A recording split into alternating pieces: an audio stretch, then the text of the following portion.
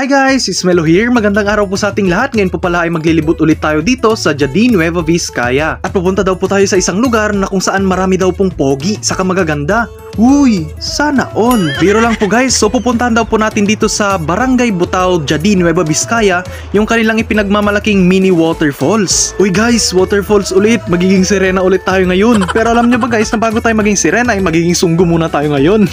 Sino ba naman kasing hindi mag-aakalang magiging sunggo? Tingnan nyo naman yung aming pinagdadaanan, maraming puno sa kadamo. Forest talaga guys.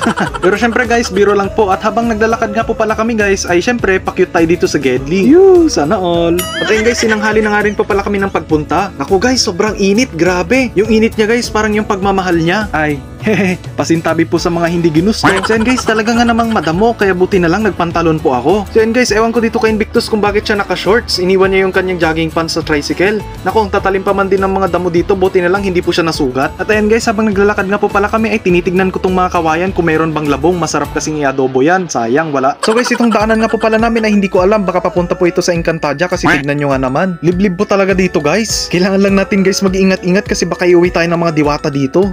Agbibisin. So yun guys, buti na lang marami ng puno dito saka malamig na. Sinlamig nung pakiramdam nung iniwan ka nung taong gusto mo. Nagado sa saon Melo ti Jading, kakit din. So yun guys, sisilong nga po pala kami dito at dadaan kami dito sa ilalim ng natumbang mga kawayan. Naharangan po kasi guys itong daanan natin kaya sisilong po kami para makalusot kami guys.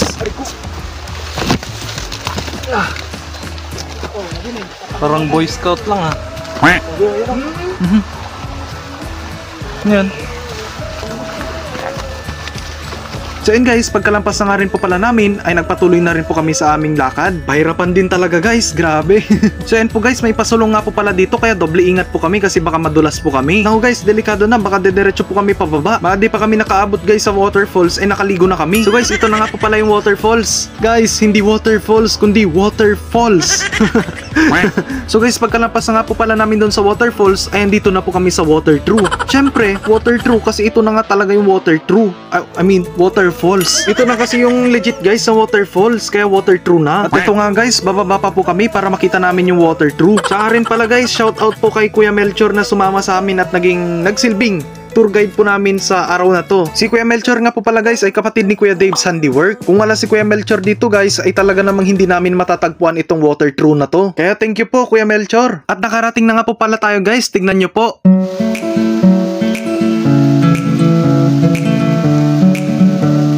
Now guys, napakaganda po talagang mag-picnic dito lalo na po kapag summer. At guys, kung stress po kayo ay pumasyal po kayo sa mga ganitong lugar para po mabawasan yung inyong mga problema. Pero guys, kung katulad nyo po akong perang problema, naku, ewan ko na lang kung anong gagawin nyo. Basta ako naglilibot at naghahanap po ako ng mga waterfalls dito sa Jardín Nueva Vizcaya. Magdasal na lang din po tayo guys na sana maraming blessings ang dumating pa.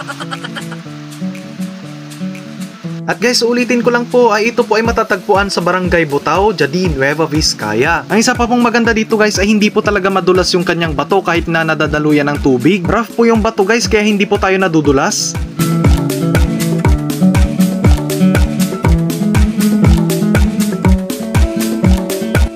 So yun guys, dito na po tayo nagtatapos at ulitin ko po, it's Melo T. Jadi here at maraming salamat po sa inyong panonood and please follow for more. Yun lamang po, maraming salamat and bye!